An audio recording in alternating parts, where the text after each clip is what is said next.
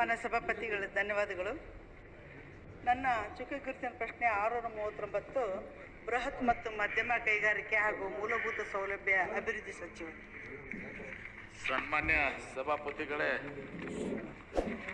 ಗೌರವಾನ್ವಿತ ಸದಸ್ಯರು ಬಹಳಷ್ಟು ಮಾಹಿತಿಯನ್ನು ಕೇಳಿದ್ರು. ಅದೆಲ್ಲ ಮಾಹಿತಿಯನ್ನ ಇವತ್ತು ಅನುಬಂಧ 1, 2ರಲ್ಲಿ ನಾನು ಕೊಟ್ಟಿದ್ದೆ, ಸುದೀರ್ಘವಾಗಿ ಉತ್ತರವನ್ನ ಕೊಟ್ಟಿದ್ದೀನಿ.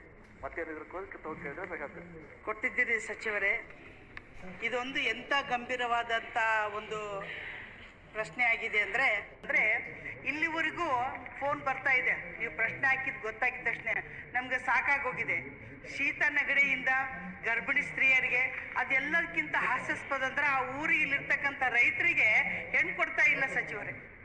ಇಷ್ಟು ಒಂದು ಹಾಸ್ಯಾಸ್ಪದ ಆಗಿದೆ ಅಂದರೆ ಅಷ್ಟೊಂದು ಪೊಲ್ಯೂಷನ್ ಇದೆ.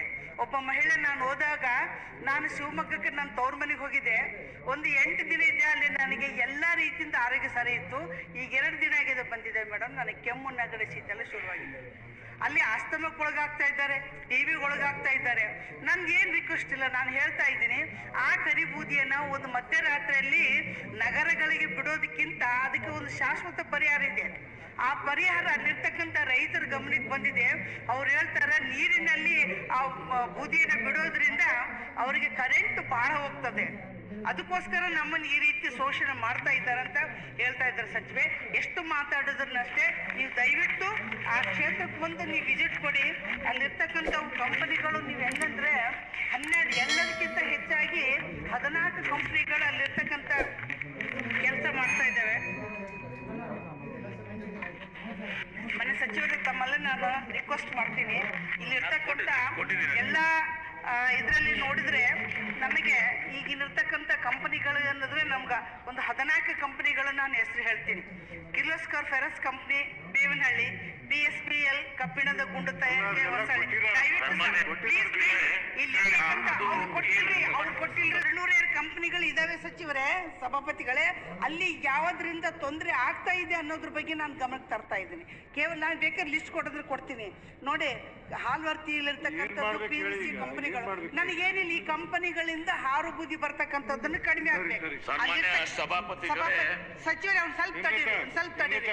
ಅಲ್ಲಿರ್ತಕ್ಕಂಥ ಬೆಳೆ ಹಾಳಾಗಿದೆ, ಬೆಳೆನೆಷ್ಟು ತುಂಬಿಕೊಡ್ತದ ಕಂಪನಿ ಇಲ್ಲ, ಹಾನಿಗೋಸ್ಕರ ತಯಾರಾಗಿದ್ದಾರೆ. ಅಲ್ಲಿರ್ತಕ್ಕಂಥ ಪೊಲ್ಯೂಷನ್ ಅಧಿಕಾರಿಗಳು ಯಾವ ರೀತಿ ಇದಿಲ್ಲ. ಅಲ್ಲಿ ಗುಂಡಗಳನ್ನು ಬಿಟ್ಟು ರೈತರ ಮೇಲೆ ಬಹಳಷ್ಟು, ದಯವಿಟ್ಟು ಸಭಾಪತಿಗಳನ್ನ ನಾನು ಯಾವತ್ತು ನಿಮ್ಮ ಮಾತು ಮೀರಿಲ್ಲ, ನನಗೆ ಅವಕಾಶ ಕೊಡಬೇಕು. ಅಲ್ಲಿರ್ತಕ್ಕಂಥ ರೈತರು ಎಷ್ಟು ನೊಂದಿದ್ದಾರೆ, ದಯವಿಟ್ಟು ಸಭಾಪತಿಗಳೇ. ಸನ್ಮಾನ್ಯ ಸಭಾಪತಿಗಳೇ, ಸದಸ್ಯರ ಗಮನಕ್ಕೆ ಮತ್ತೊಮ್ಮೆ ತರಲಿಕ್ಕೆ ಬಯಸ್ತೇನೆ. ಈ 15 ಇಂಡಸ್ಟ್ರೀಸ್ ಇದಾವೆ, ಅವು ಇಂಡಿವಿಜುವಲ್ ಯೂನಿಟ್ ಆಗೋದಕ್ಕಿಂತ ಆ ಕ್ಲಸ್ಟರ್ ನಲ್ಲಿ 5 ಕಿಲೋಮೀಟರ್ ರೇಡಿಯಸ್ ಏನಿದೆ, ನಾನು ಸುದೀರ್ಘವಾಗಿ ಅದನ್ನ ಇವತ್ತು ಚರ್ಚೆ ಮಾಡಿನೇ ಇಲ್ಲಿ ಬಂದಿದ್ದೀನಿ, ಉತ್ತರ ಕೊಡ್ತಾ ಇದ್ದೀನಿ. ಆ ಕ್ಲಸ್ಟರ್ ನಲ್ಲಿ ಜಾಯಿಂಟ್ ಆಗಿ ಆದಾಗ ಅಲ್ಲಿ ಮಾಲಿನ್ಯ ಜಾಸ್ತಿ ಆಗ್ತಾ ಇದೆ. ಇದು ಒಂದು. ಅವ್ರಿಗೆ ನೋಟಿಸ್ ಕೊಟ್ಟಿದ್ದೀವಿ. ಆ ನೋಟಿಸ್ ಉತ್ತರ ಏನು ಬರ್ತದೆ ಅದ್ರ ಮೇಲೆ ಯಾರ್ಯಾರ್ದು ಅಲ್ಲಿ ಪೊಲ್ಯೂಟ್ ಆಗ್ತಿದ್ರೆ, ಯಾರು ಎಕ್ಸಿಡ್ ಆಗ್ತಿದ್ರೆ ಅವ್ರ ಮೇಲೆ ನಿರ್ದಾಕ್ಷಿಣ್ಯವಾಗಿ ಕ್ರಮ ಕೈಗೊಳ್ತೀವಿ. ಇನ್ನು ಎರಡನೇದಾಗಿ ಈಗಾಗಲೇ ಹೇಳಿದ್ದೀನಿ, ಕೇಲಿನ CNG ಲೈನ್ ಉತ್ತರ ಸಹ ಅಲ್ಲಿವರೆಗೆ ಬಂದಿದೆ. ಈ ಕೆಲವೊಂದು ಯೂನಿಟ್ಸ್ಗೆ ಅವರು ಈ ಕಲ್ಲಿದ್ದಲು ಬಳಸ್ಕೊಳ್ಬೇಕಾಗ್ತದೆ ನಮ್ಮ ಯೂನಿಟ್ಸ್ಗೆ.